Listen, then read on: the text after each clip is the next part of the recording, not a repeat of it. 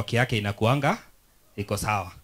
Naona mwoki igwa nyumete Kajiado ni muka viwago ashe mutiga corona wasiwasi. Ni mwe hare Professor Saitoti yakorako. Bas sasa ngogoyo ndiye amekalia hiyo kiti na shai washa mashukari wetagwo atia. Bas niyo eno haha reu. Mimi sitakuwa na mengi. Reverend pongezi, na kama vile His Excellency amesema, we'll be willing to partner with you kama utatuhitaji.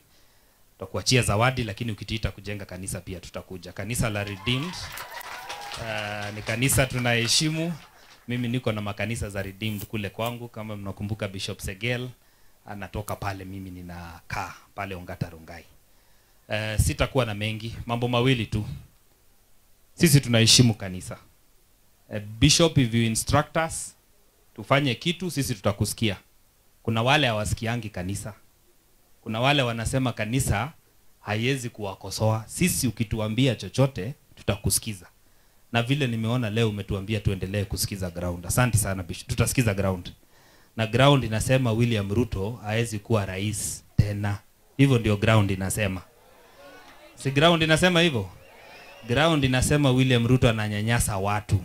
Ground inasema hivyo. Nani alitoa Gachagua kwa kiti? Nani anafinyilia wa Kenya? Si hivyo ndio ground inasema? Sasa 2027 kupitia njia ya kikatiba tutapeleka William Ruto nyumbani. Hapo tuko pamoja?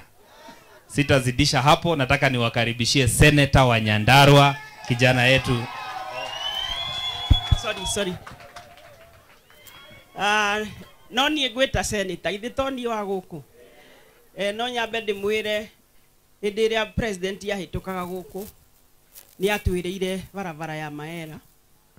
Agitwira mai ma Naivasha ni tukugia demu Nyandarua tugateithio ni mai macio.